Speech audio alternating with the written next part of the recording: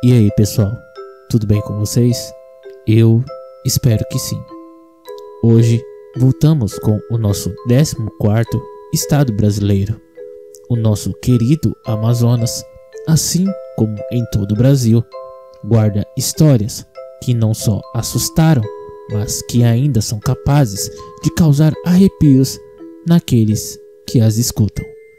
Desde crianças virando monstros, até uma misteriosa vampira de minissaia que apareceu na década de 60.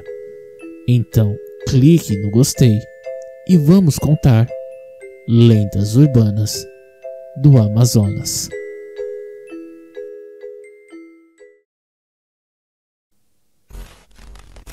Chico Cobra. Contam que há alguns anos, na rua Comendador Clementino, em Manaus, havia um senhor apelidado de Chico Cobra. Isso porque diziam que em noite de lua cheia, próximo da meia-noite, ele se transformava em uma cobra. Verdade ou não, ele era assim conhecido, Chico Cobra. Um amigo muito próximo, já falecido, afirmava e jurava de pés juntos que viu uma noite o Chico Cobra entrando num camburão, deslizando que nem um réptil e saindo pela outra borda. Essa história era conhecida por todos e ninguém se atrevia a desmentir ou mesmo duvidar, porque diziam que em uma próxima mutação, caso algum desavisado estivesse próximo ao Chico Cobra, ele iria ser pego e levar uma surra por seu tamanho atrevimento. Mãe d'Água, no Igarapé.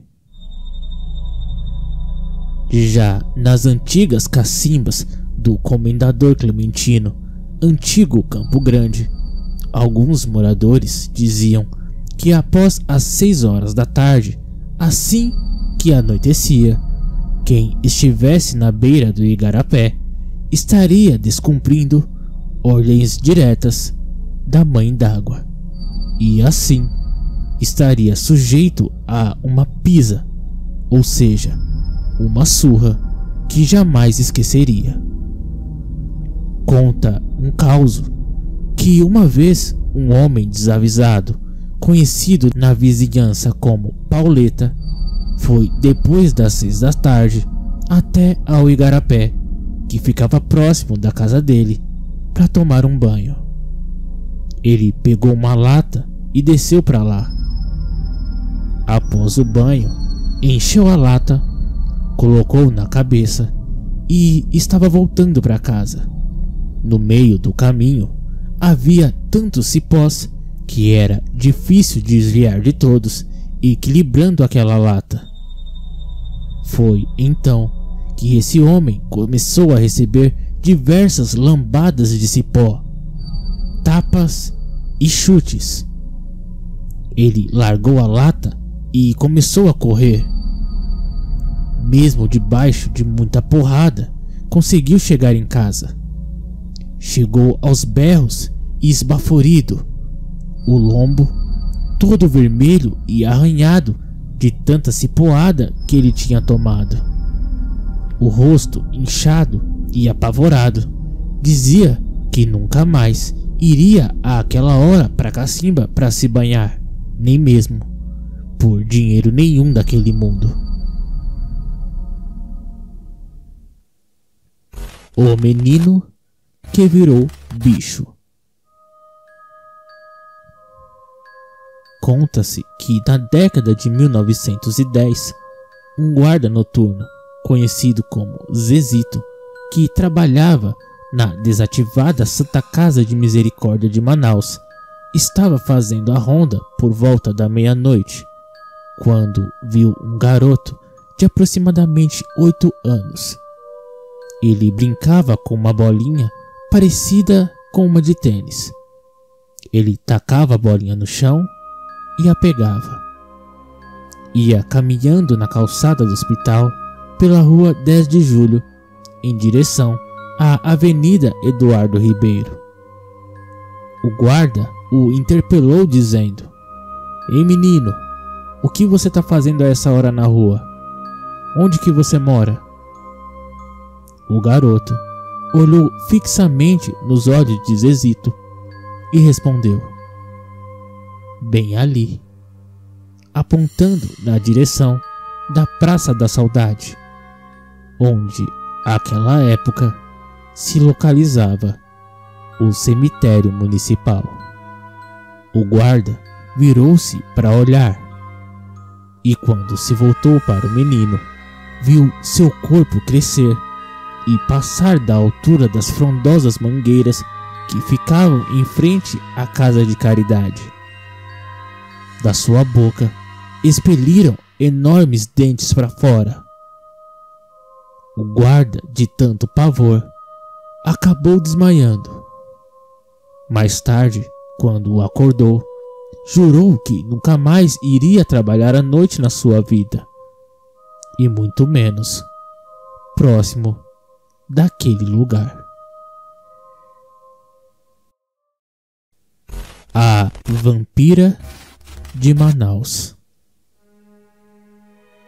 Contam que um estranho e intrigante caso ocorreu no Amazonas em 1967. Caso esse que chegou a ser noticiado, inclusive, na imprensa internacional. O corpo de um homem foi encontrado sem vida. O cadáver não tinha sangue e o pescoço apresentava pequenas perfurações. O que intrigou a polícia foi o depoimento de testemunhas alegando que haviam visto uma vampira de minissaia caminhando pelas ruas de Manaus. As pessoas a descreveram como uma mulher loira, de minissaia e usando meias negras. Há um relatório de que dos 30 policiais que foram colocados para caçar a vampira misteriosa, 17 teriam abandonado as buscas. O que você vai ouvir agora é o depoimento que foi escrito em uma carta e enviada só no ano de 1997. Ela foi escrita por Moisés Dracena.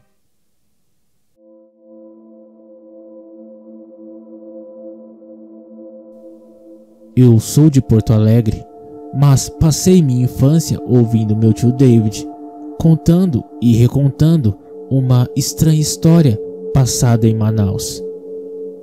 Estava ele por lá, tirando férias, quando a madrugada de 9 de novembro de 1967 foi perturbada por terríveis gritos e gemidos provindos da zona praieira do Rio Negro.